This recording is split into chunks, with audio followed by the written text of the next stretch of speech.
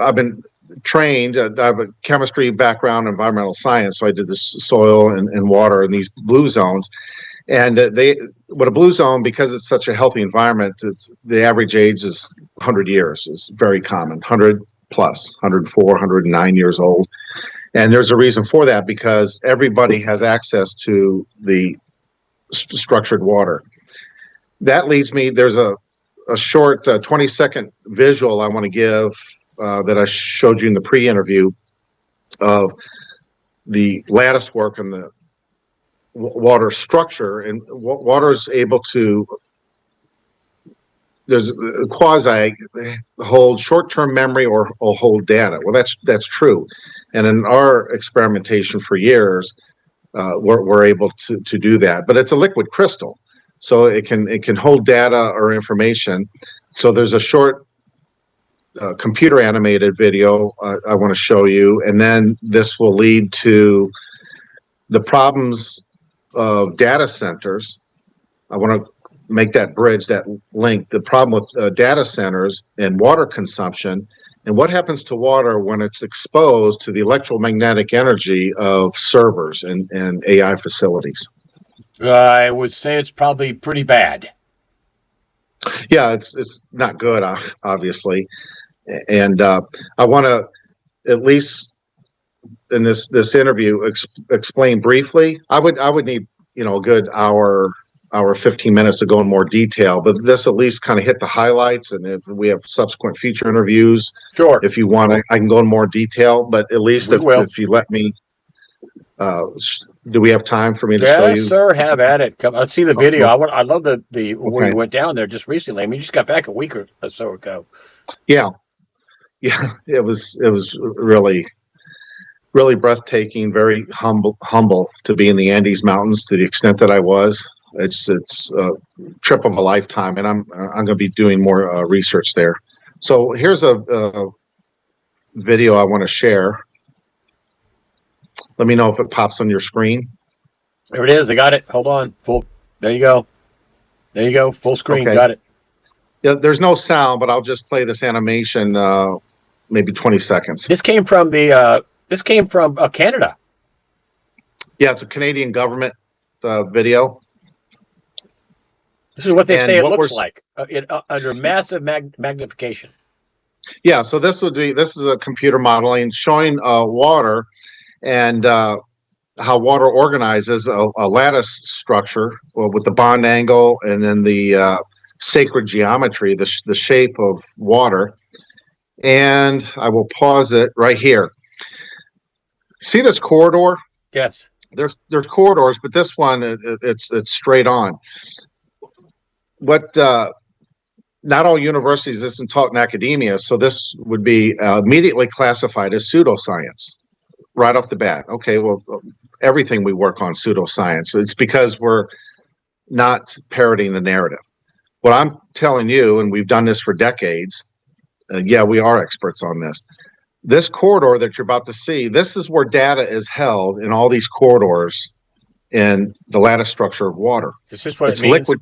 This is what it means when you say water has memory? Yeah. So when you go down here, down this corridor, as the camera's showing in this computer model, this would all contain information, this corridor. All data down here. Now you're going to see another example of when I freeze it here. Back up just a little bit. You can see, look how massive the data or memory channels can be in a body of water. Just trillions and trillions, 1 to the 10th degree, unlimited amount of data. That's what's contained in water, liquid or solid in snow or ice. That's what this is depicting here. So I'll stop that. One thing that I want to share, if I go back. The waterfall you had, what you're looking for? The waterfall you showed me, which is beautiful, by the way. Yeah, but before I do that, I want to go back to share this picture here.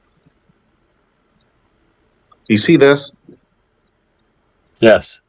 What does that mean? Okay. All right. This is a data center.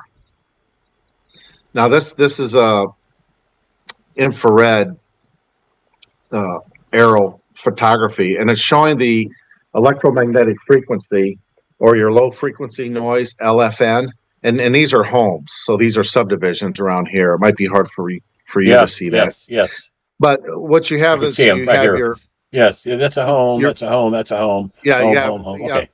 yeah, it's all homes. So Okay. they build data, and the way it's scheduled is it's going to be hard to not be within 80 miles of a data center if you look at the map. So you and I, we're going to be living near these. So you have your decibels. It goes from blue is the most intense, and then into the green area. But this shows the radiation of your electromagnetic energy and your LFN from data centers. See how it radiates, and it goes to so it affects all the community around it. Well, you know what else it affects? The water. The water. This is programming the water. This is 45 miles away right here, this one? Yes. So this is 45 miles away. Mm-hmm. So you're not escaping.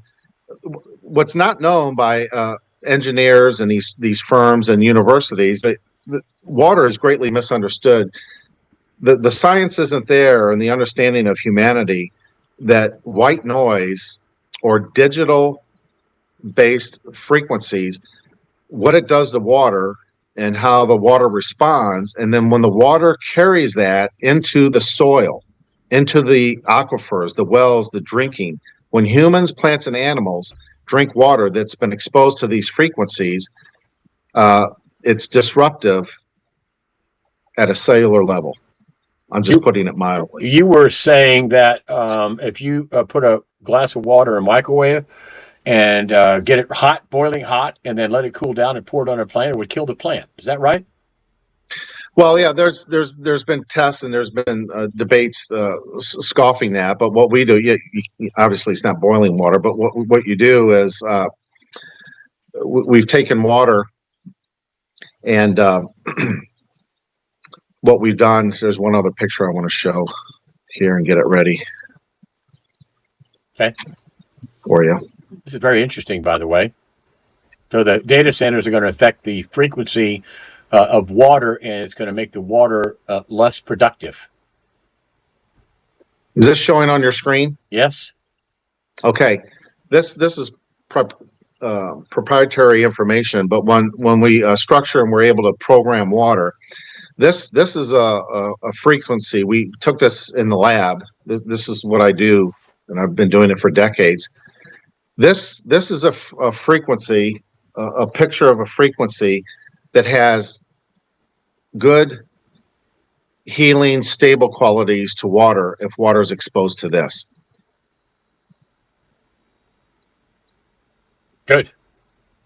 Okay, so what we found is when water gets in a neutral state, the way we're able to structure and energize water, you can influence or program water for growth, healing characteristics, for example.